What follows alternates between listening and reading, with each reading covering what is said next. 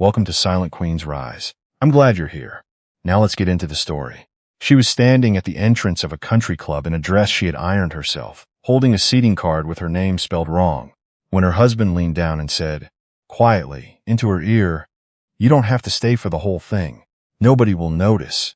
She noticed. His sister's wedding rehearsal dinner had 200 guests. Miriam had planned the centerpieces, coordinated the caterer, written the welcome remarks that their mother-in-law would read from an index card and claim as her own. She had driven 3 hours to get there. She had arranged for their elderly neighbor to check on Biscuit, her rescue beagle, who was on heart medication and needed his evening pill at 7. She had done all of this while managing a full patient caseload at the rural health clinic, where she worked as a physician assistant. And she had arrived on time, dressed well, and carrying a gift she had wrapped herself. Her name on the seating card read Miriam Callahan. Her name was Miriam Aldridge. She had not taken her husband's name. She had told his family this at least a dozen times. Her husband's name was Christopher. He patted her elbow after he said it and turned back to his friends. Miriam stood at the entrance of the room for 11 seconds. She did not cry. She did not make a scene. She pressed her fingertips against the seating card, felt the raised lettering of the wrong name, and breathed. 3 slow, controlled breaths. The kind she used in the exam room when she needed to deliver a difficult diagnosis and keep her voice steady for the sake of her patient. Then she reached into her clutch and touched the small item she always carried there. Not a pendant, not jewelry. A single folded business card, cream-colored, embossed, the name on it belonging to her father. She did not take it out. She just touched it. That was enough. She found her seat. She ate her salmon. She smiled when she was spoken to. She listened to Christopher's mother, Annette, give the welcome remarks that Miriam had written, word for word, without a single acknowledgement. She drove home at 11 o'clock. She gave Biscuit his pill. She sat at the kitchen table in the quiet and felt the particular clarity of a woman who has just run out of reasons to wait. Her name was Miriam Aldridge, not Callahan, not Ellie, not the quiet one or the practical one, or, honestly, she's a bit much, isn't she? She was the daughter of Harlan Aldridge, sole owner of Aldridge Life Sciences, a private biotech holding company with research divisions in oncology, rare disease therapeutics, and agricultural genomics, operating across 9 countries, valued at a number that financial analysts had been trying to pin down for 16 years without success. The Aldridge family did not ring bells at the New York Stock Exchange. They did not appear in the Forbes profiles. They funded the research that made the Forbes profiles possible and preferred to remain behind the glass. Miriam had known since she was 14 exactly what the family name meant and what it cost. Part 1. The woman behind the lab coat. She had grown up inside her father's world, the way people grow up inside weather. It was constant, invisible, and shaped everything. By the time she was 17, she could identify within the first 60 seconds of a conversation whether someone was interested in her or interested in what was behind her. The ratio was not good. It got worse in college. It got significantly worse in graduate school, when a boyfriend she had trusted for 2 years turned out to have been quietly researching her family's patent portfolio since their 3rd date. She left that relationship on a Wednesday afternoon, methodically, with the calm of someone who had already done the math and simply needed to act on it. She became a physician assistant, not a hospital administrator, not a foundation director, a working clinician.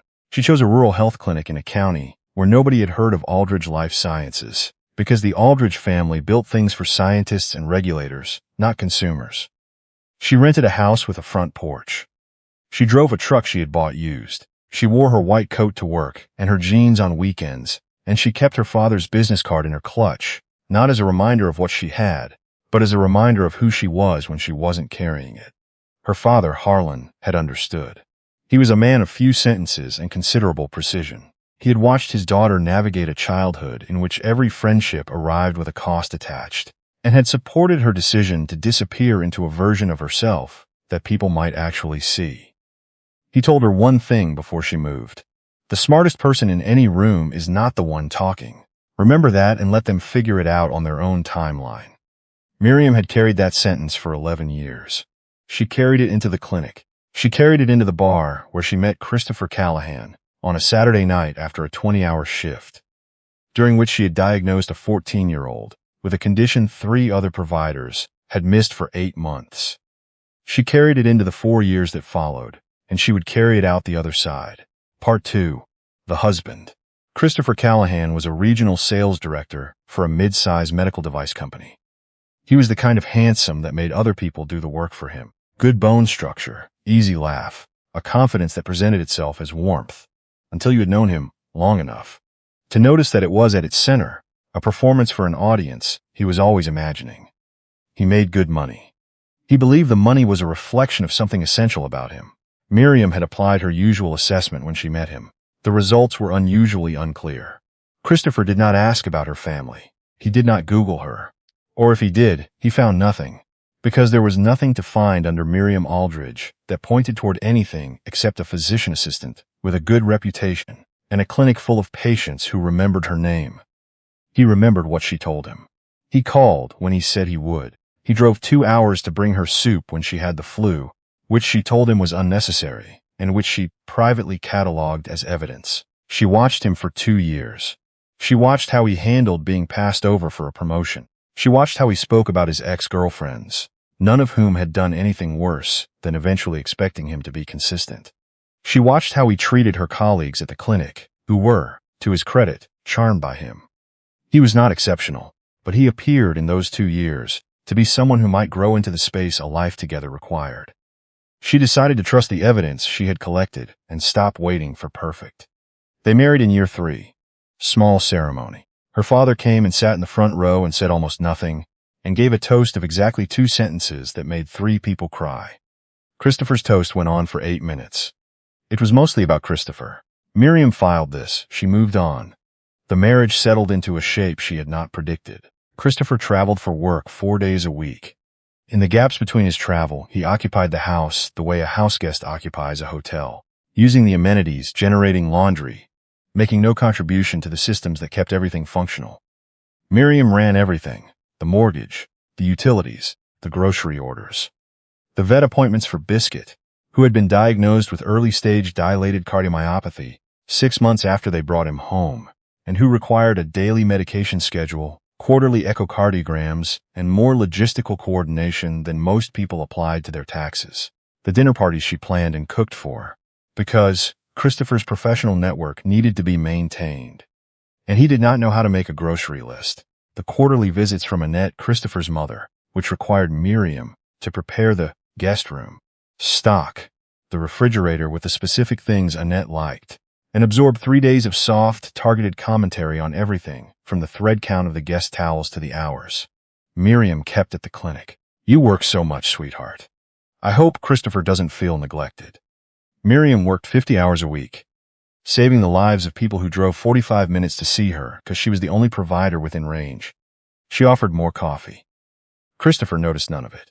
Not the systems, not the labor, not the way the house ran. The way it ran only because Miriam had built and maintained every moving part. He came home from his trips and ate the food and slept in the fresh sheets and went back out the door and told his colleagues that his wife was very capable, very organized, the way people describe a good appliance. Part 3. The Mother-in-Law. Annette Callahan was a retired school secretary from outside Columbus who had spent 30 years managing a principal's calendar and had emerged from the experience believing that administrative competence was the ceiling of female achievement. She was not wealthy. She was not educated beyond her associate's degree. But she was Christopher's mother, and she wielded that credential like a gavel. Her methods were quiet and surgical. She never raised her voice. She made observations in a tone of gentle concern that was indistinguishable, on the surface, from kindness. "Miriam, you look tired. Are you sure you're not overdoing it? Christopher needs someone present when he gets home." That's just how men are. Miriam had spent the day managing a diabetic crisis, counseling a teenager through an unintended pregnancy, and diagnosing a 62-year-old farmer with hypertension severe enough to require same-day intervention. She had been present for 6 people before 9 in the morning. She poured more coffee. The exclusions followed the same quiet pattern. A family vacation to Hilton Head. Planned and booked without Miriam's knowledge, announced as a done deal at dinner.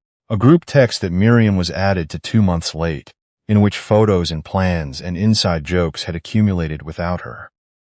A birthday dinner for Annette, organized by Christopher's brother Garrett, that Miriam learned about through a mention in passing and attended without having been formally invited. When she raised this with Christopher, He gave her the answer she had learned to anticipate, delivered with the mild patience of a man being asked to explain gravity.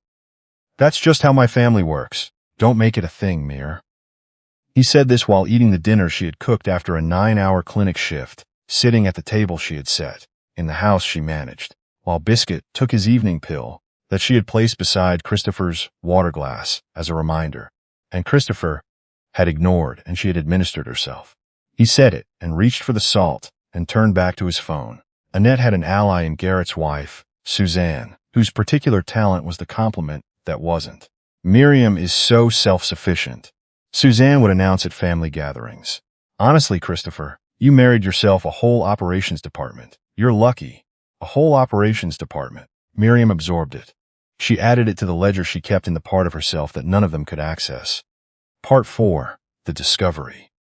Miriam found out about Jenna Whitfield on a Tuesday. She had not been looking.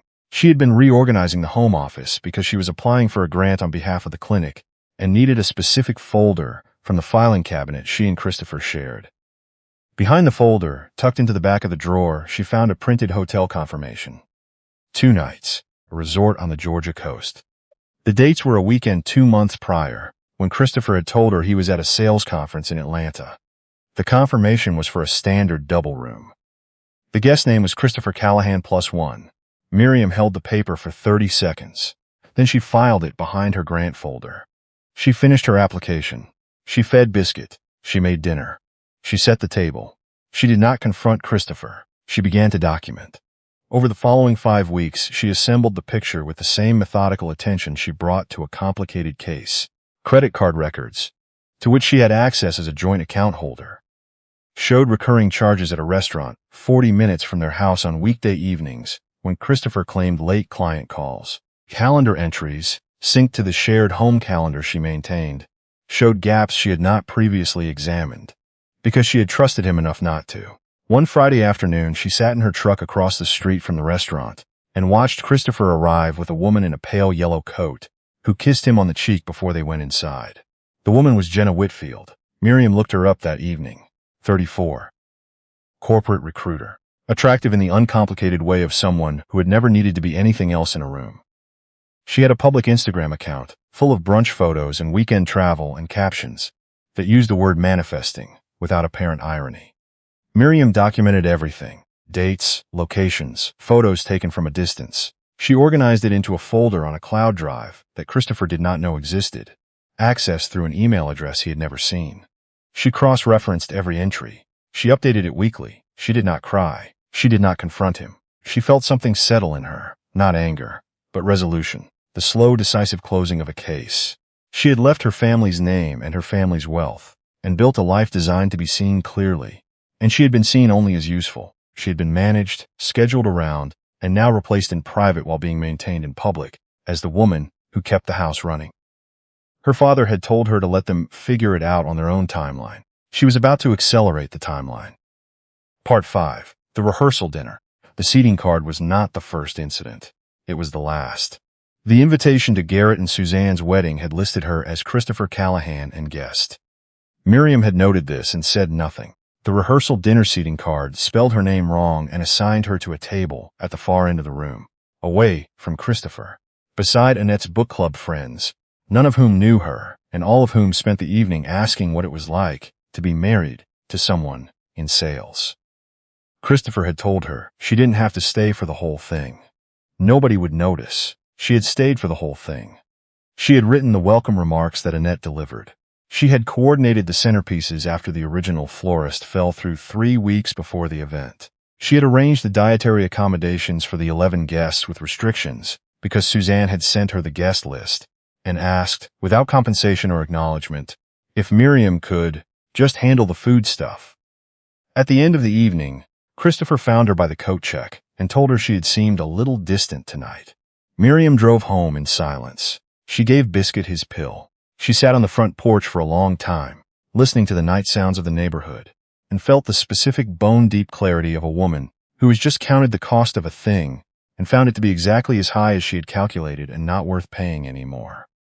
She went inside. She opened her laptop. She made one phone call. Her father answered before the second ring. "I need legal and financial. Full team. Not tomorrow. Tonight if possible. A pause. She could hear him breathing. Are you all right? Yes, and Biscuit? She almost smiled. He's fine, Dad. Then I'll have people to you by morning. Don't say anything to him. Don't change anything. Just let the machine run until we're ready. I know. He hung up. Part 6. The Machinery.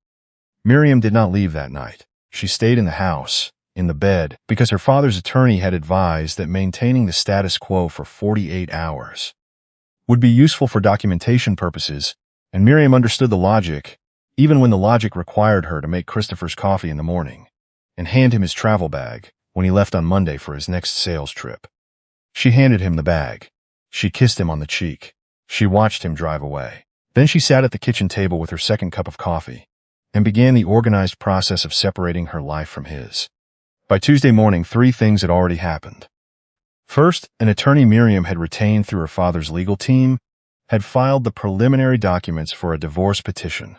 The filing included a financial disclosure request, a forensic accounting authorization, and documentation of the hotel confirmation, the credit card records, and the photographs Miriam had taken over 5 weeks. It also included, attached as an exhibit, a detailed accounting of every financial contribution Miriam had made to the household over 4 years of marriage. This accounting was considerable. The mortgage had been in her name. The utilities, the insurance, the property taxes, all paid from her account. The home improvement projects, the new roof, the HVAC system, the kitchen renovation Christopher had announced he wanted, and Miriam had quietly priced and managed, because Christopher had no idea how to hire a contractor. Biscuit's cardiac care, which had cost more annually than most people spent on health insurance. The mortgage alone had been paid in full from Miriam's income, supplemented in 2 specific instances by small disbursements from a personal account connected to a trust her father had established. These disbursements were modest enough to avoid attention, but large enough to prevent default. During the quarter, Christopher's commission structure had been restructured, and his checks had come in 30% lower than projected. She had records for every transaction, everyone. Second, the forensic accountant her father's team had engaged completed an initial review of the joint accounts. What they found was not complicated. Christopher earned a healthy salary and spent most of it on himself, his car, his wardrobe, his golf memberships, his portion of the dinners at the restaurant with Jenna Whitfield. He had been contributing approximately 40% of what he had led Miriam to believe he was contributing to the household.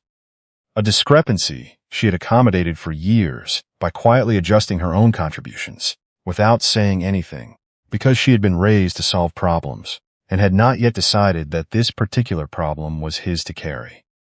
Third, and without fanfare, the Aldridge Life Sciences Legal Department had initiated a standard review of its investment portfolio.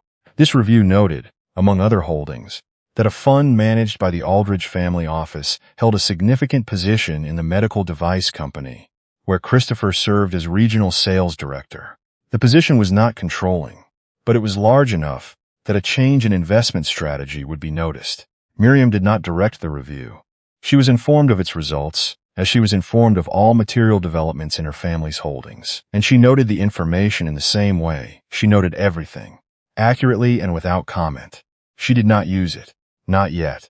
She changed the auto-draft account for the mortgage to a new individual account, in her name only.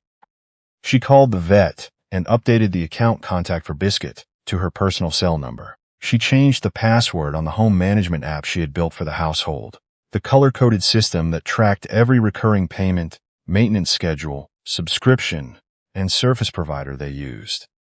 Then she packed a bag for herself and one for Biscuit. She drove to a house she had purchased 3 years earlier through a trust, a craftsman bungalow 20 minutes away that she had furnished and never mentioned to Christopher. She had told herself when she bought it that it was an investment. It was also, she had understood even then, an exit. She walked through the door. Biscuit sniffed the baseboards with great seriousness, and then chose a spot near the radiator and lay down as though he had lived there his entire life. Miriam sat in the armchair by the window. She felt the specific, terrifying lightness of a woman who has just set down something very heavy and discovered that her arms still work. She called her father. "I'm out," she said. "Good," he said. "Get some sleep." Part 7. The Unraveling. Christopher came home from his sales trip on Thursday, to a house that was not precisely wrong, but was not precisely right either. The kitchen was clean, the mail was stacked on the counter, Biscuit was not at the door. He called Miriam. No answer. He texted. The message showed as read but generated no reply. He called again. Voicemail. He called Annette. She's probably at the clinic. You know how she gets.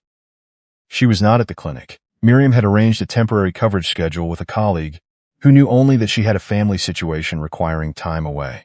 By Friday morning, Christopher had received a certified letter from an attorney he did not recognize, informing him that his wife had initiated divorce proceedings, that all further communication should be directed to legal counsel, and that a copy of the financial disclosure documentation was enclosed for his review. He read the financial disclosure. He sat in the kitchen for a long time. His attorney, whom he called within the hour, was not encouraging.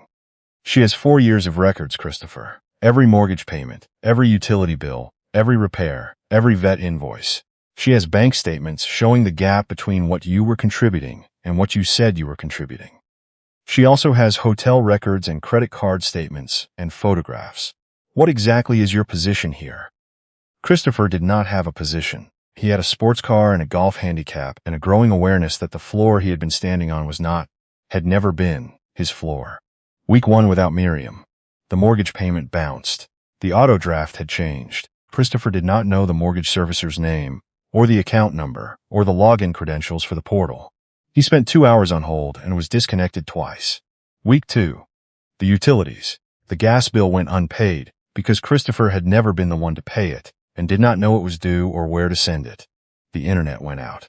He called the provider and discovered the account was in Miriam's name and he was not authorized to make changes. Week 2, also. Biscuit's prescription refill. Miriam had taken Biscuit with her, which Christopher had not noticed until he went to give the dog his evening pill. And the dog was not there and the pill was not there. And the specific vet-prescribed dispensing instructions Miriam had printed and laminated and attached to the refrigerator were not there either. He called Miriam's attorney to ask where Biscuit was. The attorney informed him that Biscuit was in Miriam's care, that the animal had always been in Miriam's care, and that the veterinary and pharmaceutical records showed a continuous and documented caregiving history that established this unambiguously. Christopher had not known the dog's cardiologist was a board-certified veterinary internist.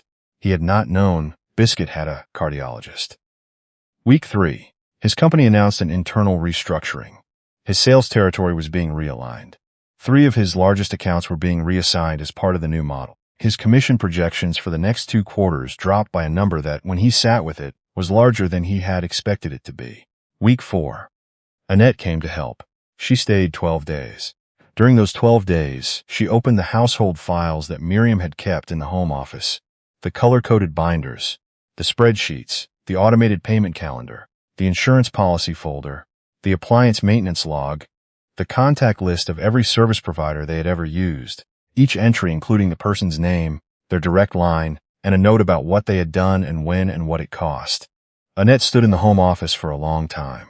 She called Suzanne that evening. She ran everything, Annette said. Her voice was different than it usually was. Every single thing. I didn't understand it. I thought she was just organized. She wasn't just organized. She was the reason any of this worked. Suzanne said something about Miriam being controlling. Annette was quiet for a moment. She was the only competent adult in this house, Annette said finally, and I spent 4 years making her feel small for it. It was the most honest sentence Annette Callahan had ever spoken about her daughter-in-law. It arrived, as honesty so often does, at exactly the moment it could no longer help. Part 8. Jenna's Math.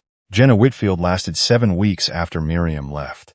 She had been attracted to Christopher Callahan, the version of him that existed, because Miriam had built the infrastructure that made him presentable. The clean, well-furnished house. The dinner parties that people actually wanted to attend. The professional composure of a man whose domestic life ran smoothly enough that he had the bandwidth to perform confidence at work. The wardrobe of pressed shirts that appeared in his closet. By some mechanism Jenna had assumed was either a good dry cleaner or a talent Christopher possessed. She moved in at week 3. She discovered, in that same week, that Christopher did not know where the circuit breaker was, could not operate the washing machine without assistance, ate cereal for dinner 3 nights running, and had a stack of unopened bills on the kitchen counter that had been accumulating since week 1. She discovered that the dinner parties had been Miriam's project. The professional network had been maintained through Miriam's social calendar. The pressed shirts had been Miriam's doing. She also discovered, in week 5, that Christopher's commission restructuring had reduced his income in ways that made the mortgage, which he was now paying in full from a newly opened account, uncomfortable. Jenna did the math that Amber had done before her. The math reached the same conclusion. She left on a Sunday morning with her yellow coat and a tote bag and a look on her face that Christopher would later describe to his attorney as a lot to process. He sat in the kitchen that afternoon with a beer and a house that was actively failing around him, and felt, for the first time, the particular quality of silence that exists not in the absence of noise, but in the absence of the person who had been making everything work. Part 9. The Conference. The invitation came from the State Medical Association, an annual conference on rural health access, an issue Miriam had been published on twice and testified about before a state legislative committee the prior year. The keynote address had been assigned to the recipient of the association's annual Community Health Award. The award had been given to Miriam Aldridge. The ceremony was black tie. 400 attendees, medical professionals, state legislators, hospital system executives, foundation representatives. Christopher found out about it, the way he found out about most things involving Miriam. From a colleague who congratulated him, assuming he would be proud. He attended without an invitation. He told the registration desk he was her husband.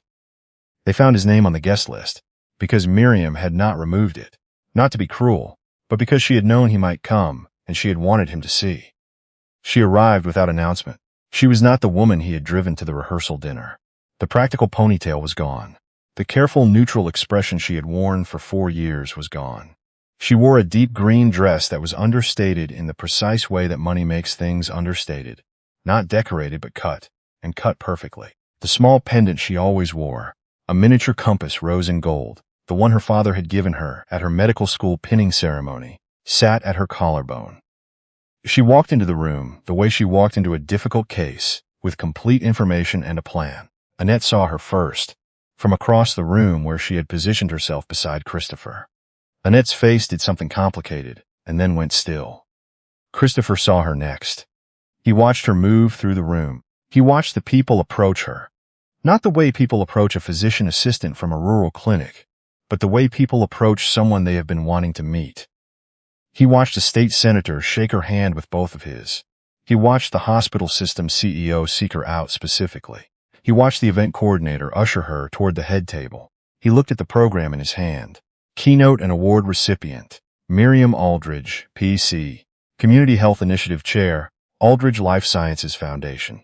The room went slightly sideways. The foundation's name meant nothing to him. He had heard the Aldridge name before somewhere, in the way people hear the names of companies that operate below the surface of things. He took out his phone. He searched. He stood in the ballroom of a 400-person medical conference and read the Wikipedia entry for Aldridge Life Sciences, and felt the particular experience of understanding arriving too late to be useful. The event coordinator introduced Miriam at the podium. She spoke for 5 minutes. She spoke about rural access, about the patients who drove an hour each way to see a provider who knew their name, about the clinic staff who worked without adequate resources and did extraordinary things anyway. She spoke about invisible systems, about the people who build infrastructure that others depend on without ever asking to be seen.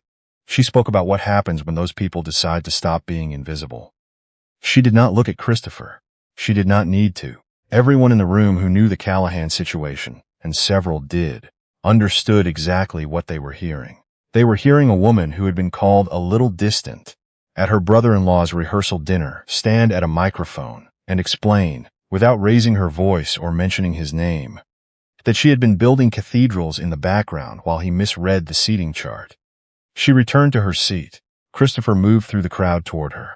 He found her by the drinks table, speaking with a woman from the state health department.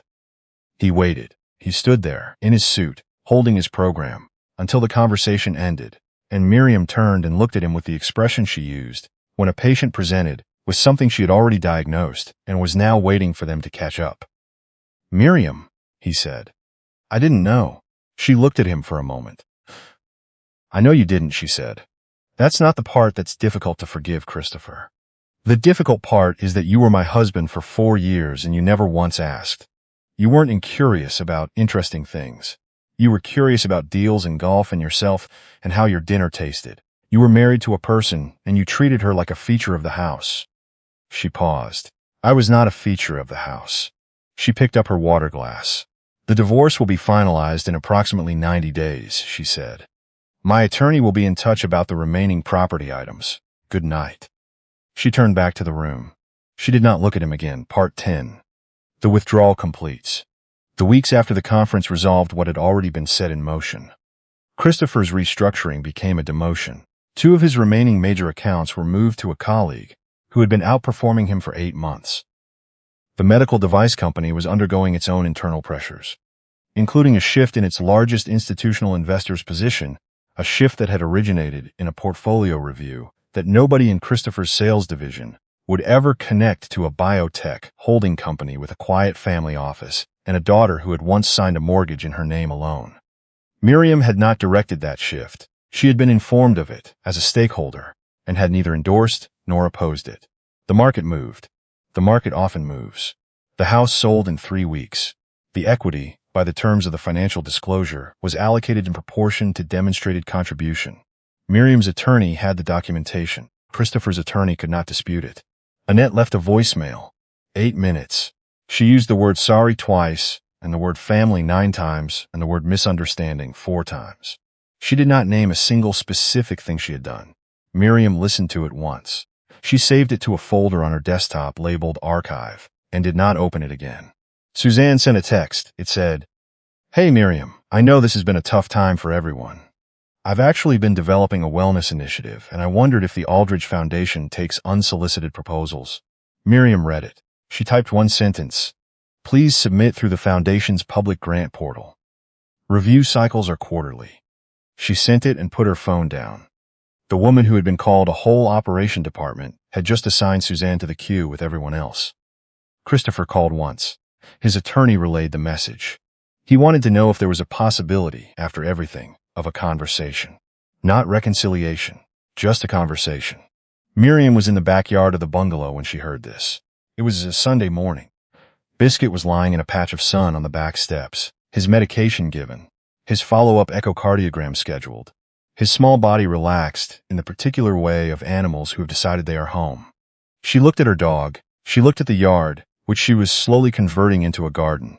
There was a raised bed she had built herself, tomatoes and herbs, the kind of thing she had always wanted, and never had room for in a house whose backyard had been Christopher's to manage, and therefore had not been managed. Tell him I wish him well, she said to her attorney. A pause. That's all?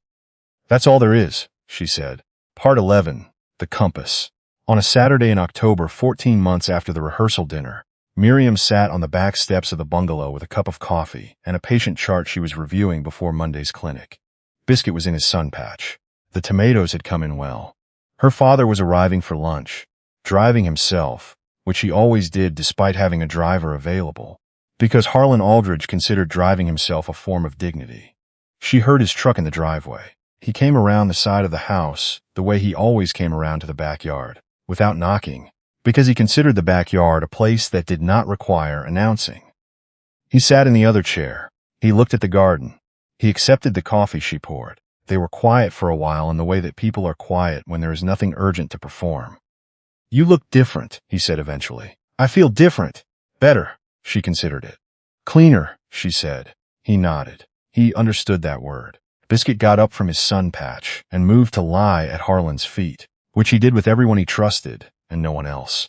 Harlan reached down and scratched behind his ears without looking away from the garden. I want to build the clinic's second location, Miriam said. We've had the site survey for 2 years. There's a county with no primary care provider within 30 miles. We've been waiting on capital. Talk to the foundation director. I am the foundation director. Then stop waiting, he said. She smiled into her coffee.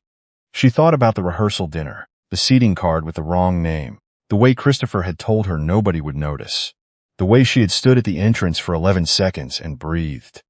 She thought about the 4 years she had run a household and a marriage, and the professional life of a man who had never once asked to understand how any of it stayed standing. She thought about Biscuit's echocardiogram, which had come back slightly improved at the last visit. Small mercies. The kind you notice when you're paying attention. She had hidden herself, not her wealth exactly, but her name, her origin, the gravitational weight of what she came from, to find someone who would see her clearly. She had found instead someone who had seen her as a surface. Useful, yes, capable, certainly, but never someone to reckon with. She reached up and touched the compass rose at her collarbone. Her mother had given it to her, not her father. Her mother, who had died when Miriam was 9, of a cardiac event that happened fast and without warning, and that had taught Miriam 2 things. That the heart is the most important system in the body, and that you cannot wait until later to tell people what they mean to you. She had not told Christopher what he meant to her early enough or often enough, because by the time she understood what he meant to her, which was less than she had hoped and more than was useful to admit, it was already too late.